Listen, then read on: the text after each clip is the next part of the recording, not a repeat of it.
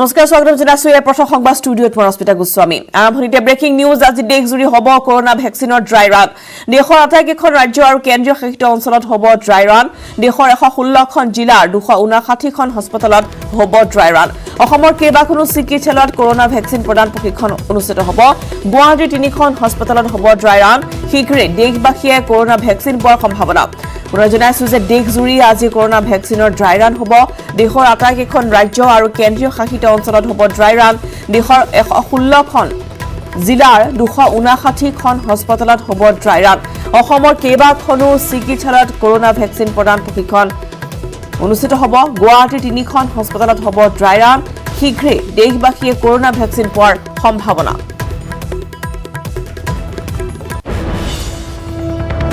দেশৰ আটাইকেইখন ৰাজ্য আৰু কেন্দ্ৰীয় শাসিত অঞ্চলত আজি হ'ব কৰোনা ভেকচিনৰ ড্ৰাই ৰান 116খন জিলাৰ 259খন হস্পিটেলত হ'ব ড্ৰাই ৰান তাৰ বাবে ইতিমধ্যে প্ৰস্তুতি সম্পূৰ্ণ কৰি তোলা হৈছে আৰু লগতে অসমৰো কেইবাখনো চিকিৎসালয়ত কৰোনা ভেকচিন প্ৰদান প্ৰশিক্ষণ হ'ব আৰু গুৱাহাটী মহানগৰীৰ 3খন হস্পিটেলত এই প্ৰশিক্ষণ প্ৰদান কৰা হ'ব শীঘ্ৰেই দেশবাসীয়ে লাভ কৰিব কৰোনাৰ ভেকচিন আৰু তাৰ পূৰ্বে ইতিমধ্যে ড্ৰাই ৰান হ'ব দেশৰ ইতিমধ্যে 116খনকৈ জিলাৰ অসমৰ কেইবাখনো ঠাইতো আজি হ'ব ড্ৰাই ৰান লগতে গুৱাহাটী মহানগৰীৰ 3খন হস্পিটেলত এই প্ৰশিক্ষণ প্ৰদান কৰা হ'ব শীঘ্ৰে দেশবাসীয়ে কৰোনা ভেকচিন পোৱাৰ সম্ভাৱনা নতুন বৰ্ষটোত এটা হকাহৰ খবৰ দেশবাসীৰ বাবে যে 2020 বৰ্ষত যেনেদৰে কৰোনা মহামাৰী বহু লোকৰ প্ৰাণহানি কৰিলে বহু লোকে জীৱন হেৰুৱাবলগীয়া হ'ল আৰু বহু লোক ইতিমধ্যে এই মহামাৰীত আক্ৰান্ত হৈছিল দীৰ্ঘদিন ধৰি তেওঁলোকে গৃহবন্দী হৈ থাকিবলগীয়া হৈছিল আৰু দেশৰ লগতে বিভিন্ন প্ৰান্তত ইতিমধ্যে এই মহামাৰীৰ ফলত হাজাৰ হাজাৰ লোকৰ মৃত্যু হৈছিল আৰু ইতিমধ্যে আমি জনাইছো যে দেশৰ আটাইকেইখন জিলা লগতে কেন্দ্ৰীয় শাসিত অঞ্চলত আজি কৰোনা ভেকচিনৰ ড্ৰাই ৰান হ'ব আৰু শীঘ্ৰে দেশবাসীয়ে লাভ কৰিব কৰোনা ভেকচিন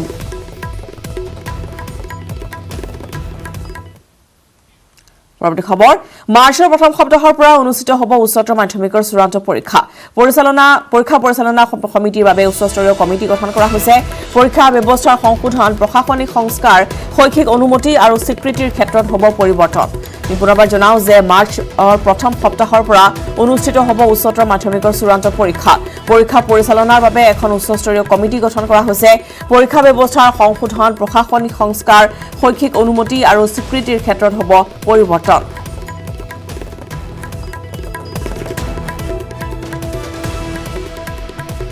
আগন্তুক দ্বিতীয় বৰ্ষৰ চূড়ান্ত পৰীক্ষাটো মাৰ্চৰ প্ৰথম সপ্তাহৰ পৰা পাতিবৰ কাৰণে আমি পূৰ্ণভাৱে সাজু হৈছোঁ নতুন বছৰত আমি কেইবাটা চেলেঞ্জ হিচাপে লৈছোঁ এটা হৈছে কি আমাৰ প্ৰশাসনিক সংস্কাৰ ইতিমধ্যে আমাৰ অসম উচ্চতৰ মাধ্যমিক শিক্ষা আইন 1984 চনৰ নিৰ্দিষ্ট ছেকশ্যন অনুযায়ী আমি পদৰ সৃষ্টি কৰিব পাৰোঁ গতিকে আমি সেইবিলাক পদ সৃষ্টি বা পদোন্নতিৰ ক্ষেত্ৰত আমি ইতিমধ্যে আমি এমেণ্ডমেণ্ট কৰিব বিচাৰিছোঁ পৰীক্ষাৰ সংস্কাৰৰ কাৰণে আমি গুৰুত্ব দিছোঁ ইতিমধ্যে যিবিলাক পৰীক্ষা কেন্দ্ৰ আছিল আমি বহুখিনি পৰীক্ষা কেন্দ্ৰ ইতিমধ্যে কাটি দিয়া হ'ল আৰু এতিয়া নতুনকৈ যিবিলাক কেন্দ্ৰ আমি ল'ম সেইবিলাকৰ ক্ষেত্ৰত আমি নতুন চৰ্ত কিছুমান দিছোঁ আৰু চৰ্তৰ ভিতৰত আছে বাউণ্ডেৰী ৱালৰ কথা আমি কৈছোঁ CC কেমেৰাৰ কথা কৈছোঁ ডাকঘৰৰ কথা কৈছোঁ চিকিৎসালয়ৰ কথা কৈছোঁ কোভিশিল্ড নামৰ কৰোনা ভেকচিনৰ চৰ্ত সাপেক্ষ অনুমোদন বিশেষজ্ঞ কমিটিৰ কেন্দ্ৰীয় চৰকাৰ বিশেষজ্ঞ কমিটিৰ বিভিন্ন দিশ পৰ্যালোচনা কৰি কোভিশিল্ডক দিলে অনুমোদন অক্সফোৰ্ড বিশ্ববিদ্যালয়ে দীৰ্ঘদিনীয়া গৱেষণাৰ অন্তত প্ৰস্তুত কৰিছে কৰোনা প্ৰতিষেধক কোভিশিল্ড ভাৰতত এই ভেকচিন প্ৰদানৰ পূৰ্বে নতুন দিল্লীত অনুষ্ঠিত হয় বিশেষজ্ঞ কমিটিৰ বৈঠক এই বৈঠকত নতুনকৈ আৱিষ্কৃত কোভিশিল্ডৰ গুণাগুণ আৰু কাৰ্যকাৰিতা সন্দৰ্ভত আলোচনা কৰি মানৱ দেহত প্ৰয়োগৰ বাবে অনুমোদন জনায় বিশেষজ্ঞ কমিটিয়ে উল্লেখযোগ্য যে অক্সফোৰ্ড বিশ্ববিদ্যালয়ৰ গৱেষকে বিশ্ব মহামাৰী কৰোনা প্ৰতিৰোধৰ বাবে প্ৰস্তুত কৰি উলিয়াইছিল এইবিধ কৰোনা ভেকচিন জানুৱাৰীৰ প্ৰথম সপ্তাহত প্ৰদান কৰা হ'ব 1 কোটি লোকক এই কোভিশিল্ড ভেকচিন জুলাইৰ ভিতৰত 30 কোটি লোকক দিয়া হ'ব ভেকচিন সেৰাম ইনষ্টিটিউট অফ ইণ্ডিয়াই প্ৰস্তুত কৰিব কোভিশিল্ড ভেকচিন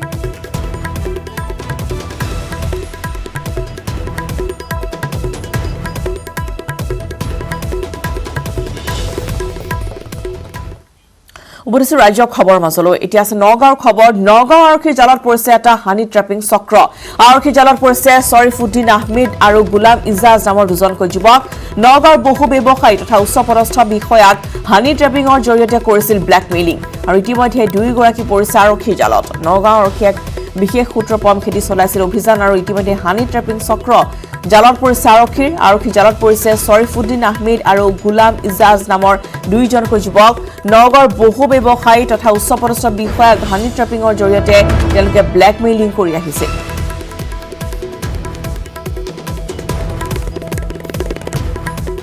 আজি এটা অপাৰেশ্যন চলোৱা হৈছিল এটা হানি ট্ৰেপিং টাইপৰ এটা কেছ হৈছিল বৰ্তমান আমি দুজন ল'ৰা ধৰিছোঁ আৰু আছে ধৰিবৰ কাৰণে গতিকে এতিয়া মানে অলপ তদন্তাধীন অৱস্থাত আছে আমি এইটো পিছত ইনকুৱাৰী কৰি আছোঁ কিবা নাম চাম কিবা গম পাইছে এতিয়ালৈকে গম পোৱা আৰু ছোৱালী আছিল লগত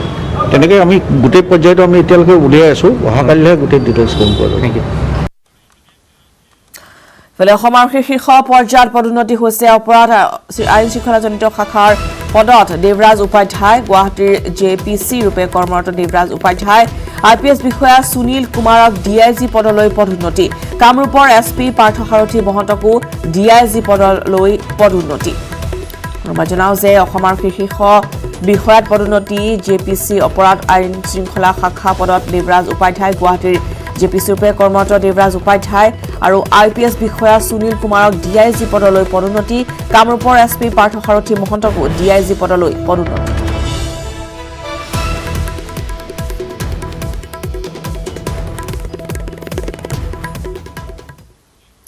ৰহা ৰাষ্ট্ৰীয় ঘাইপথত দবদবাই জ্বলি উঠিল এখন ট্ৰাক মুহূৰ্ততে জুইৰ লেলিহান শিখাই আৱৰি ধৰিলে ট্ৰাকখন ৰাজপথতে চলন্ত ট্ৰাকত জুই দেখি হোৱা দোৱা লাগিল স্থানীয় লোক আৰু পথাচাৰীৰ মাজত ৰহাৰ এই দৃশ্য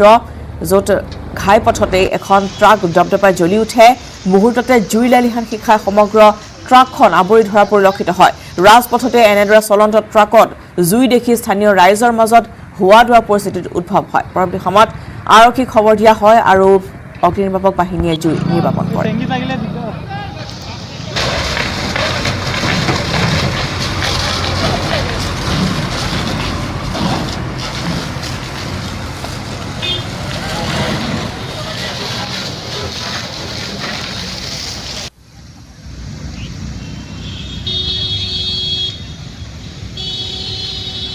ৰখি আছে এখনো গৈ পেলাই ৰখাৰ পিছতে তাৰমানে কি আৱাজ এটা দিয়াৰ পিছতে সিহঁতে তাৰমানে গাড়ীখন চলি গ'ল গলাৰ পিছতে জুই জ্বলি আছে দেখিছোঁ কি কাৰণে জ্বলিছে গম পোৱা নাই তেওঁলোকে নাই পোৱা গাড়ীখন মানে হাৱা লৈছে ইয়াতে হাৱা ল'লে 10 মিনিট 15-20 মিনিটমান হ'ল হাৱা লোৱা ইয়াৰ পৰা মানে লগৰ গাড়ীকেইটা আহিলে মই গাড়ীৰ পৰা নামি পেলাই সিহঁতৰ লগত গাড়ীৰ সন্মুখত ৰখি পেলাই কথা পাতি আছোঁ গপকৈ চালোঁ যে পূৰা জুই লাগিল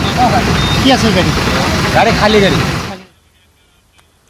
কোভিড-19 মহামাৰীয়ে বৃদ্ধি কৰিলে পৰস্পৰ নিৰ্ভৰশীলতা কৰোনাৰ বিৰুদ্ধে একত্ৰিত হৈ যুঁজ দিলে সমগ্ৰ দেশে ভেকচিন প্ৰদানৰ ঘোষণাৰ পিছত পুনৰ প্ৰয়োজন হ'ব সকলোৰে সহায়ৰ একত্ৰিত শক্তিৰে দেশৰ পৰা আমি নিৰ্মূল কৰিব লাগিব কৰোনা মহামাৰী এই ক্ষেত্ৰত প্ৰতিটো খোজতে আপোনালোকৰ সহযোগী হ'ব নেটৱৰ্ক 18 সেই উদ্দেশ্যেৰে নেটৱৰ্ক 18 আৰম্ভ কৰিছে campaign Sanjeevani a shot of life সকলো সুৰক্ষিত নহলে কোনো সুৰক্ষিত হ'ব নোৱাৰে এই বিশ্বাসেৰে প্ৰতিগৰাকী ভাৰতীয়ৰ বাবে ভেকচিন সুনিশ্চিত কৰাই লক্ষ্য নেটৱৰ্ক 18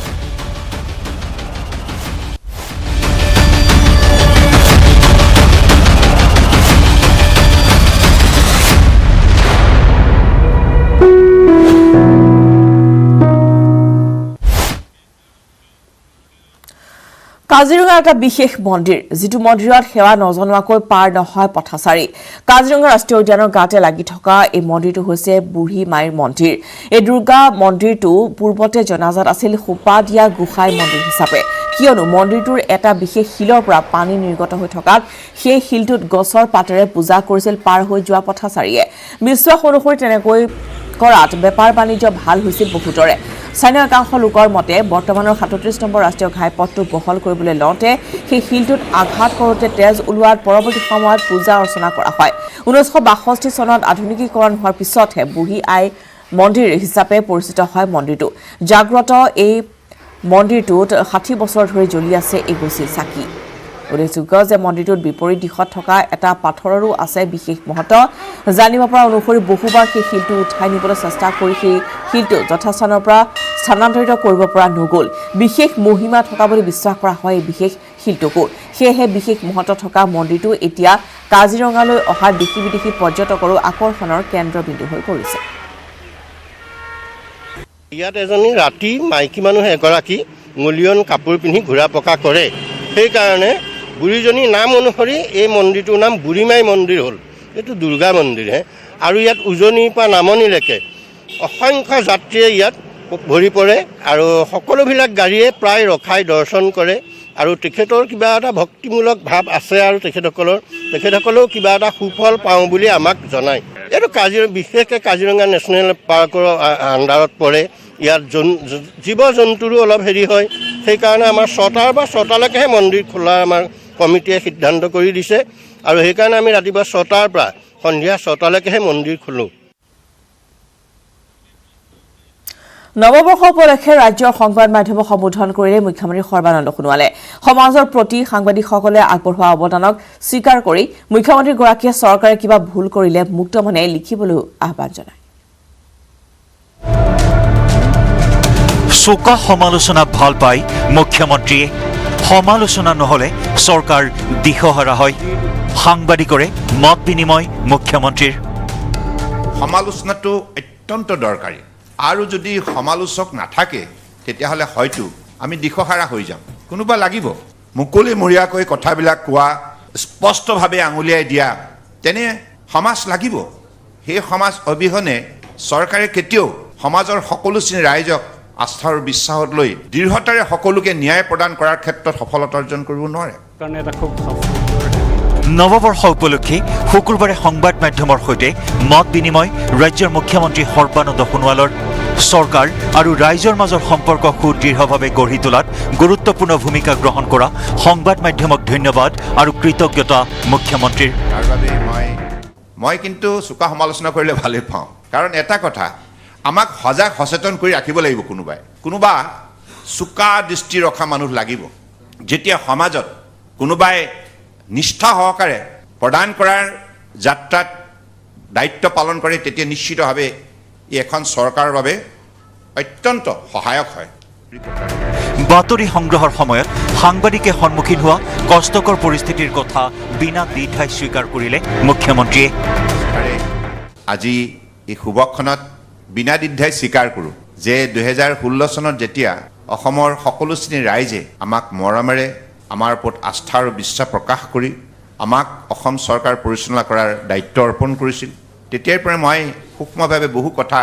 পৰ্যালোচনা কৰিছোঁ বহু কষ্ট স্বীকাৰ কৰি বাতৰি পৰিৱেশন কৰে আৰু বিভিন্ন ঠাইৰ কথাবিলাকৰ বিষয়ে আপোনালোকে বহু কষ্ট কৰি বাতৰি সংগ্ৰহ কৰি যেতিয়া পৰিৱেশন কৰি চৰকাৰৰ দৃষ্টিগোচৰ কৰে এই কথাবিলাকে ভাবিব নোৱাৰাকৈ চৰকাৰক সহায় কৰে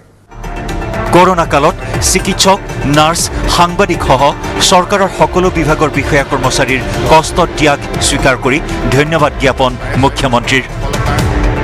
4.5 বছৰীয়া কাৰ্যকালত চৰকাৰৰ সফলতাৰো কিছু আভাস দাঙি ধৰিলে মুখ্যমন্ত্ৰী সৰ্বানন্দ সোণোৱালে নিজৰ সন্তানৰ প্ৰতি ল'বলগীয়া দায়িত্ব সন্দৰ্ভত অভিভাৱকসকললৈ কি আহ্বান মুখ্যমন্ত্ৰী সৰ্বানন্দ সোণোৱালৰ মাতৃ পিতৃসকলক বিশেষভাৱে প্ৰাৰ্থনা জনাওঁ আৰু শিক্ষক শিক্ষয়িত্ৰীসকলকো বিশেষভাৱে মই আহ্বান জনাওঁ যে নিজৰ পুত্ৰ কন্যা আৰু ছাত্ৰ ছাত্ৰীসকলক শিক্ষাৰ প্ৰতি যেন অধিক ধাউতিশীল কৰি তোলে আৰু শিক্ষা সংস্কৃতি আৰু ক্ৰীড়া এই তিনিটা বিষয়বস্তুৰ ওপৰত অধিক মনোযোগ দিয়াৰ বাবে যেন সকলোৱে ছাত্ৰ ছাত্ৰীসকলক উৎসাহিত কৰে সংবাদ মাধ্যমক চৰকাৰৰ সফলতাৰ অন্যতম কাৰক হিচাপে অভিহিত কৰি সাংবাদিকসকললৈ মুখ্যমন্ত্ৰীৰ আহ্বান আপোনালোকে মুক্ত মনে লিখক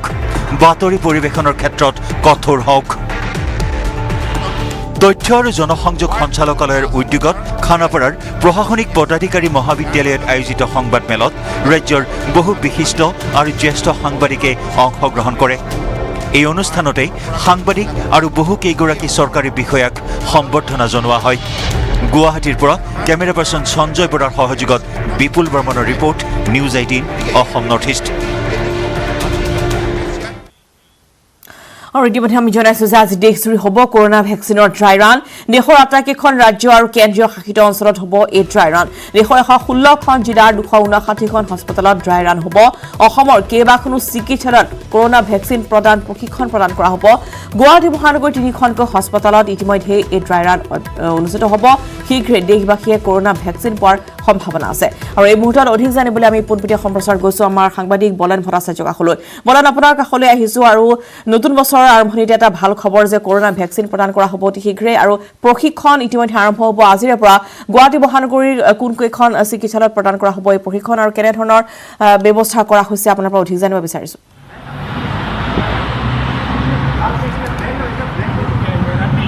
চাওক ইতিমধ্যে ৰাজ্যখনৰ দুখনকৈ জিলাত ড্ৰাই ৰান আৰম্ভ হৈছিলে আচলতে সেই পৰীক্ষামূলকভাৱে আৰম্ভ হোৱা এই ড্ৰাই ৰানত আমি যদি চাওঁ তেতিয়াহ'লে দেখিব পোৱা গৈছিল যে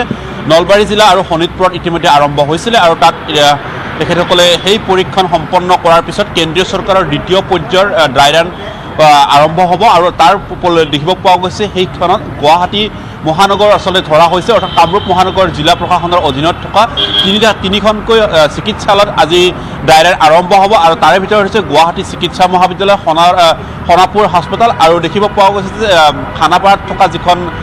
প্ৰাথমিক চিকিৎসালয় তাতো আচলতে ইয়াত পৰীক্ষামূলকভাৱে লোৱা হৈছে আজি 9 বজাৰ পৰা প্ৰতিটো কেন্দ্ৰত অৰ্থাৎ প্ৰতিখন হস্পিটেলতেই 25 গৰাকীকৈ লোকক ড্ৰাই ৰান পৰীক্ষামূলকভাৱে কোভিড ভেকচিন প্ৰদান কৰা হ'ব অৱশ্যে এয়া আমি যি ইতিমধ্যে জইণ্ট ডাইৰেক্টৰৰ সৈতে সংস্থাপন হৈছিলোঁ আৰু তেখেতৰ সৈতে কথা পাতিছিলোঁ যে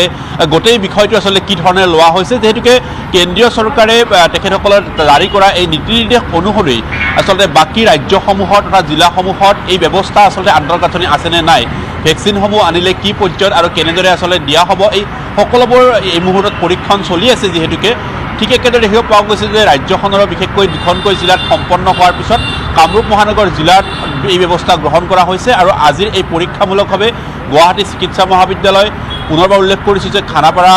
যিখন প্ৰাথমিক চিকিৎসালয় আৰু দেখিব পোৱা গৈছে যে সোণাপুৰ হস্পিটেল এই তিনিটাকৈ স্থানত স্বাস্থ্যখণ্ডত প্ৰদান কৰা হ'ব আৰু দেখিব পোৱা গৈছে যে তাত একোটাকৈ কেন্দ্ৰত 25 গৰাকীকৈ লোকক পৰীক্ষণ হিচাপে ব্যৱহাৰ কৰা হ'ব আৰু দেখিব এই সমগ্ৰ প্ৰক্ৰিয়াটো এটা অনলাইন ব্যৱস্থাৰ মাধ্যমেৰে লোৱা হৈছে য'ত ইতিপূৰ্বেই গুৱাহাটী মহানগৰীত আজি দিবলগীয়া ভেকচিন অৰ্থাৎ দিবলগীয়া সেই ব্যক্তিসকলক অনলাইন প্ৰচেছৰ মাধ্যমেৰে লোৱা হৈছে আৰু তেখেতসকলক আজিৰ এই প্ৰক্ৰিয়া সম্পন্ন হোৱাৰ পিছত তেখেতসকলে এই ভেকচিন লোৱাৰ পিছত কিবা অসুবিধা পাইছে নেকি এই সকলোবোৰ দিশত অনলাইন ব্যৱস্থাৰ জৰিয়তে ৰখা হৈছে এই ব্যৱস্থাত ভেকচিন কিদৰে ৰখা হ'ব কিদৰে দিয়া হ'ব আৰু তাৰপিছত যিগৰাকী ৰোগীক দিয়া হ'ব সেই ৰোগীৰ বা যিগৰাকী লোকক দিয়া হ'ব সেইগৰাকীৰ প্ৰকৃততে এই স্বভাৱ বা তেখেতৰ কিবা অসুবিধাৰ সন্মুখীন হয় নেকি এই সকলোবোৰ দিশ আচলতে চোৱা হ'ব আৰু এই দিশসমূহত যদি ক'ৰবাত নহয় ক'ৰবাত খুঁটি ৰৈ যায় তেতিয়াহ'লে তাত কেন্দ্ৰীয় চৰকাৰে বা কেন্দ্ৰীয় স্বাস্থ্য মন্ত্ৰালয়ৰ তৰফৰ পৰা সেইসমূহ দিশসমূহ চালি জাৰি চাই পুনৰ বিবেচিত কৰি তাত আঁকোৱাসমূহ দূৰ কৰাৰ ব্যৱস্থা কৰিব আৰু তেনে এটা পৰ্যায় আগবঢ়াৰ বাবে ভেকচিন প্ৰদান কৰাৰ প্ৰাক মুহূৰ্তত এই ধৰণৰ পৰীক্ষামূলক এটা ব্যৱস্থা গ্ৰহণ কৰা হৈছে আৰু এই পৰীক্ষামূলক ব্যৱস্থা ইতিমধ্যে যদি আমি চাওঁ ইতিপূৰ্বে দুখনকৈ জিলাত এয়া সম্পন্ন হৈছে আৰু তাৰপিছত কামৰূপ মহানগৰ জিলা লোৱা হৈছে এই তিনিখন জিলাত এই পৰীক্ষামূলক সম্পন্ন হোৱাৰ পিছত যেতিয়া ভেকচিন আহিব সেই ভেকচিনসমূহ একাধিকভাৱে প্ৰদান কৰাৰ কাৰণে যি ব্যৱস্থা সেই ব্যৱস্থাসমূহ লোৱা হ'ব অসমত হয় হয় নিশ্চয়কৈ বলেন আৰু দেশৰ 116খন জিলাৰ 259খন হস্পিটেলত আজি ড্ৰাই ৰান থাকিব সমগ্ৰ দেশতে অৰ্থাৎ আজি 259খন চিকিৎসালয়তে এই ড্ৰাই ৰান আৰু আপুনি ইতিমধ্যে উল্লেখ কৰিছে যে অনলাইন প্ৰচেছৰ জৰিয়তে দিয়া হ'ব গতিকে সকলোতে একে সময়তে হ'ব নেকি এখন ওপৰত কিবা তথ্য আছে নেকি বা কেনেদৰে প্ৰশিক্ষণৰ ব্যৱস্থা কৰা হৈছে আৰু অধিক যদি এই সন্দৰ্ভত কিছু তথ্য দিয়ে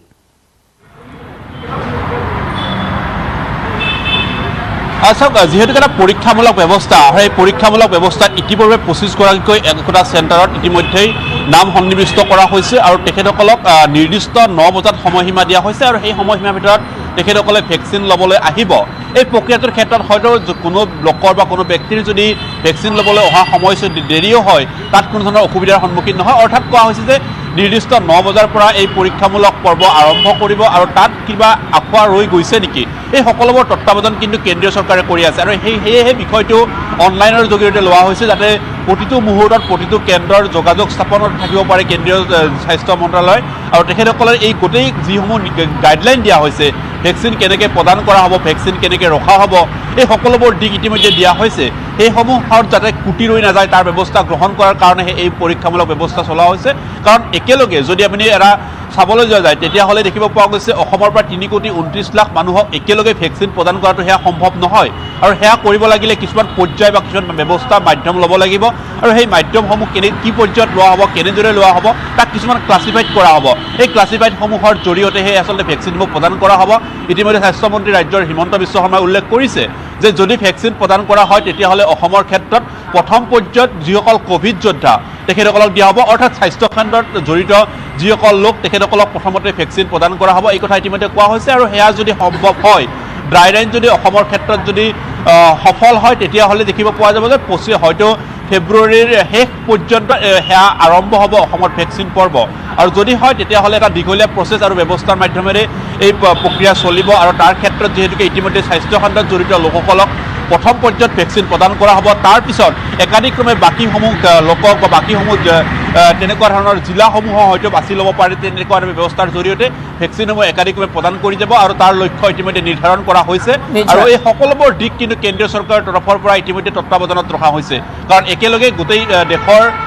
ভেকচিন প্ৰদান কৰা হ'ব আৰু সেই ভেকচিনসমূহ প্ৰদান কৰাৰ ক্ষেত্ৰত প্ৰতিখন ৰাজ্যৰ কিছুমান সুকীয়া হয়তো ব্যৱস্থা থাকিব পাৰে এই ব্যৱস্থাসমূহ কিদৰে লোৱা হয় সকলোবোৰ দিশ এই মুহূৰ্তত চালি জাৰি চলি থকা হৈছে এই পৰীক্ষণ পৰ্বৰ জৰিয়তে নিশ্চয়কৈ বলেন ধন্যবাদ জনাইছোঁ কিন্তু আপুনি জনালে আৰু দেশৰ 259খন হস্পিটেলত আজি একেলগে এনেদৰে প্ৰশিক্ষণ প্ৰদান কৰা হ'ব যিটো ইতিমধ্যে বলেনে উল্লেখ কৰিছে যে অনলাইন প্ৰচেছৰ জৰিয়তে এই পৰীক্ষামূলক ব্যৱস্থা লোৱা হ'ব অৰ্থাৎ প্ৰথম পৰ্যায়ৰ মক ড্ৰিল আৰু দেখিবলৈ পোৱা গৈছে যে যেনেদৰে বহু লোকৰ ইতিমধ্যে প্ৰাণহানি হৈছে এই কৰোণা মহামাৰীৰ ফলত কিন্তু এতিয়া ভেকচিনৰ যি ড্ৰাই ৰান সেয়া আজিৰে পৰা আৰম্ভ হ'ব আৰু সমগ্ৰ দেশৰ 259খন হস্পিটেলত হ'ব এই ড্ৰাই ৰান আৰু ভেকচিন প্ৰদান প্ৰশিক্ষণ পুৱা 9 বজাৰ পৰা আৰম্ভ হ'ব গুৱাহাটী মহানগৰীৰ 3খনকৈ হস্পিটেল GMC খানাপাৰা প্ৰাথমিক স্বাস্থ্য কেন্দ্ৰ আৰু সোণাপুৰ হস্পিটেলত প্ৰদান কৰা হ'ব মাজলৈ বিকশিত অসমৰ এখন অবিকশিত ছবি চৰকাৰী আঁচনি আহে ঠিকে কিন্তু কোনো আঁচনি লাভ নকৰে ৰঙিয়াৰ কেকেনিকুচি দৰিদ্ৰ গাঁৱৰ পৰিয়ালসমূহে কোনো চৰকাৰী আঁচনিয়ে আজিলৈকে ঢুকি নাপালে গাঁওখনৰ 20টাকৈ দৰিদ্ৰ সীমাৰেখাৰ তলৰ পৰিয়ালক আঁচনিৰ অহাৰ সময়ত আবেদন কৰে কিন্তু লাভ নকৰে আঁচনি খাদ্য সুৰক্ষা আইনৰ ৰেচন কাৰ্ড প্ৰধানমন্ত্ৰী আৱাস যোজনাৰ গৃহ অৰুণোদয় আঁচনি বৃদ্ধ পেঞ্চনকে ধৰি সকলো আঁচনিৰ পৰা বঞ্চিত এইসকল দৰিদ্ৰ হিতাধিকাৰী দিন হাজিৰা কৰি কোনোমতেহে পৰিয়াল পোহপাল দিয়া লোকসকলৰ যদি কেতিয়াবা উপাৰ্জন বন্ধ হৈ পৰে তেন্তে তীব্ৰ খাদ্য সংকটত ভুগিব লগা হয় শিশুসকলে এসাঁজ খাদ্যৰ বাবে পেটৰ তাৰণাত ছটফটায় এয়াই হৈছে ৰঙিয়া সমষ্টিৰ গঞা ৰাইজৰ এখন প্ৰকৃত ছবি কিন্তু কোনোৱে কাণসাৰ দিয়া নাই এই কথালৈ কোনো ধৰণৰ জনপ্ৰতিনিধিৰ ইয়াত সঁহাৰি দেখিবলৈ পোৱা নাই গাঁওবাসীয়ে ৰঙিয়াৰ পৰা ইনামুল ইছলামৰ এক ৰিপৰ্ট কেকেনিকুচি গাঁৱত চৰকাৰী আঁচনি আহে কিন্তু লাভ নকৰে দৰিদ্ৰ পৰিয়ালে আমি আজি উপস্থিত হৈছোঁ কেকেনিকুচি গাঁৱৰ দৰিদ্ৰ হিতাধিকাৰীৰ ওচৰত প্ৰায় 20টাতকৈ অধিক পৰিয়ালে লাভ কৰা নাই খাদ্য সুৰক্ষা আইনৰ আঁচনি আমাৰ লগত কিছুসংখ্যক স্থানীয় মহিলা আছে তেখেতসকলৰ পৰা পোনে পোনে জানিব বিচাৰিম পাইছেনে এটা আপোনালোকে কিবা সুবিধা নাই কোনো আকৌ ৰেহাই পোৱা নাই চৰকাৰৰ পৰাই কিন্তু আহিছে গোটেই আঁচনি আহিছে কিন্তু একো আঁচনিয়ে পোৱা নাই মোৰ হাজবেণ্ডো বেমাৰী একো কৰিব নোৱাৰে ল'ৰাই চেলুনো চুলি কাটে মোৰতো চাকৰি বাকৰি নাই ৰেচন কাৰ্ড পাইছেনে নাই ৰেচন কাৰ্ড নাই ঘৰ পাইছেনে আপুনি ঘৰো পোৱা নাই অৰুণোদয় আঁচনি পাইছেনে অৰুণোদয় আঁচনি পোৱা নাই কোনো আঁচনিয়ে ঢুকি নাপালে এইসকল দৰিদ্ৰ হিতাধিকাৰীক এসাঁজ লঘোণে থকাৰ পৰিস্থিতিৰ সৃষ্টি হৈছে আমাৰ লগত আন এগৰাকী আইতা আছে আইতা আপোনালোকে কিবা আঁচনি পাইছেনে আকৌ আঁচনি পোৱা নাই কিহৰ কাৰণে পোৱা নাই তাৰমানে কি হ'ব এতিয়া নাজানো এতিয়া আহে এতিয়া আমাক নিদিলি কেনেকৈ আনো এপ্লাই কৰে নে আপোনালোকে এপ্লাই কৰা যায় কি কয় এতিয়া সেনেকৈ মেম্বাৰক দিয়াম বুলি পেলাই মেম্বাৰো সেনেকৈ থাকে যায় সেই মেম্বাৰ আকৌ গুৰুত্ব লয় নেদে বুদ্ধ পেঞ্চন পোৱা নাই এই মোদী যি দিছে সেই পাছে সেই পইচা পোৱা নাই ৰেচন পাতি আকৌ পোৱা নাই আমি এনে হেৰিৰ ভিতৰত ৰন্ধনৰ ভিতৰত আমি আৰু দামে দৰে কিনি পেলাই খাইছোঁ দিয়া আৰু কি লঘোণে থাকিম কেনেকৈ তেতিয়া অৱস্থা বহিয়েই কিবাকৈ সাজ যুৱক এতিয়া আছে আৰু খাৱা গৈছে খাইলোতো নহয় হয় প্ৰায় 5 বছৰ পূৰ্বে ৰেচন কাৰ্ড